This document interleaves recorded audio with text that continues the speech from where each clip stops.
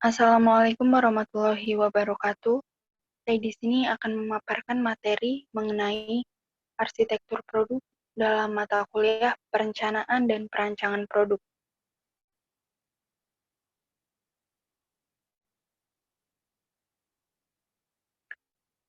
Sebelumnya perkenalkan, nama saya Tantri Sulistiawati, NPM 3142023, kelas WD07, mata kuliah perencanaan dan perancangan produk, dosen pengampu Ibu Maulida Buru Butar-Butar. Di sini kita akan membahas mengenai arsitektur produk.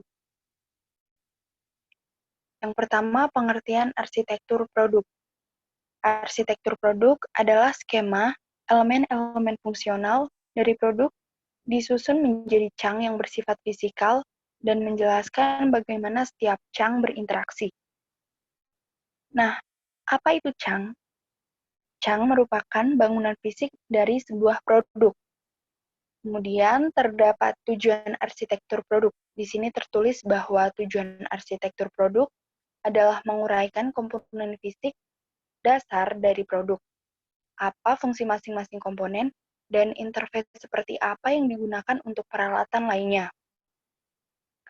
Selanjutnya adalah ciri-ciri arsitektur modular. Sebelum kita masuk ke ciri-ciri arsitektur modular, jadi arsitektur ini terbagi menjadi dua, yaitu ada arsitektur modular dan arsitektur integral. Nah, ciri-ciri dari arsitektur modular ini sendiri, yang pertama, chunk melaksanakan atau mengimplementasikan satu atau sedikit elemen fungsional pada keseluruhan fisiknya. Yang kedua, interaksi antar chunk dapat dijelaskan dengan baik dan umumnya penting untuk menjelaskan fungsi-fungsi utama produk. Selanjutnya ada ciri-ciri arsitektur integral. Yang pertama, elemen-elemen fungsional dari produk diimplementasikan dengan menggunakan lebih dari satu chunk. Yang kedua, satu chunk mengimplementasikan beberapa elemen fungsional. Yang ketiga, interaksi antar chunk sulit dijelaskan dan mungkin bersifat insidental atau tidak diprediksi sebelumnya terhadap fungsi utama produk. Kemudian di sini ada modularitas. Modularitas sendiri ini merupakan karakteristik yang relatif dari arsitektur produk. Relatif ini maksudnya biasa. Kemudian terdapat tipe-tipe modularitas. Ada arsitektur modular slot, arsitektur modular bis, dan arsitektur modular seksional. Untuk arsitektur modular slot ini, masing-masing penghubung antar chunk pada arsitektur modular slot mempunyai tipe yang berbeda dari yang lain. Karena itu, beberapa chunk yang terdapat pada produk tidak dapat dipertukarkan. Kemudian pada arsitektur modular bis, pada arsitektur jenis ini, chunk-chunk yang berbeda dapat dihubungkan ke produk melalui hubungan yang sama.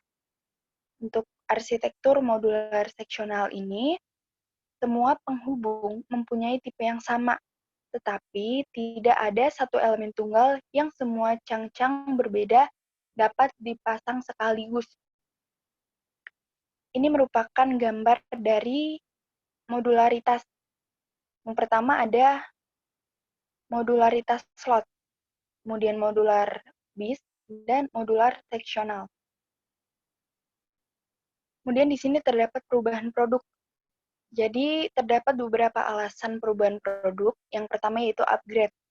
Upgrade ini dapat berarti meningkatkan kualitas produk dari yang sebelumnya.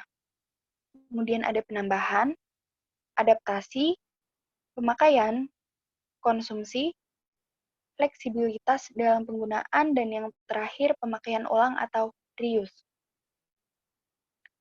Kemudian ada menetapkan arsitektur. Untuk menetapkan arsitektur ini terdapat 4 metode. Yang pertama, membuat skema produk. Skema merupakan diagram yang menggambarkan pengertian tim terhadap elemen-elemen penyusun produk. Skema ini harus mencerminkan pemahaman tim yang terbaik mengenai konsep produk. Yang kedua yaitu mengelompokkan elemen-elemen yang terdapat pada skema. Elemen-elemen tersebut itu ada integrasi geometri dan presisi, pembagian fungsi, kemudian kemampuan atau kapabilitas pemasok, kemudian kesamaan desain atau teknologi produk, kemudian lokalisasi perubahan, kemudian mengakomodasi variasi, kemudian kemungkinan standarisasi, dan yang terakhir, kemudahan perpindahan berbagai jenis penghubung yang ada pada produk. Kemudian metode yang ketiga adalah membuat rancangan geometris yang masih kasar. Jadi di sini pembuatan susunan geometris akan mendorong tim untuk mempertimbangkan apakah antar muka, antar cang, cukup layak untuk mendukung hubungan dimensi dasar di antara cang. Kemudian untuk metode yang terakhir yaitu mengidentifikasi interaksi fundamental dan insidental, yaitu terdapat dua kategori interaksi antar cang. Pertama, interaksi fundamental yang sesuai dengan garis skema yang menghubungkan satu cang ke cang yang lain. Kedua, interaksi insidental, yaitu interaksi yang muncul karena implikasi elemen fungsional menjadi bentuk fisik tertentu atau karena pengaturan geometris dari cang. Selanjutnya yaitu pertimbangan variasi dan rantai pemasok. Jadi di sini terdapat prinsip desain yang diperlukan untuk melakukan penundaan diferensiasi.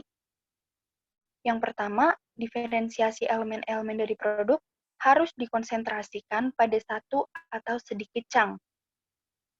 Yang kedua, produk dan proses produksi harus dirancang sedemikian rupa sehingga cang-cang yang didiferensikan dapat ditambahkan pada produk mendekati tahap akhir dari rantai pemasok. Kemudian mengatur pertentangan antara perbedaan dengan persamaan. Cara untuk mengatasi pertentangan antara perbedaan dengan persamaan ada 3, yaitu yang pertama, keputusan rencana platform harus diinformasikan melalui perkiraan terhadap implikasi biaya dan pendapatan yang kuantitatif. Yang kedua, melakukan pengulangan atau iterasi dalam mengambil keputusan akan lebih baik. Dan yang ketiga, terakhir, arsitektur produk menentukan sifat pertentangan antara perbedaan dengan persamaan. Sekian pemaparan materi arsitektur produk dari saya, kurang dan lebihnya mohon maaf.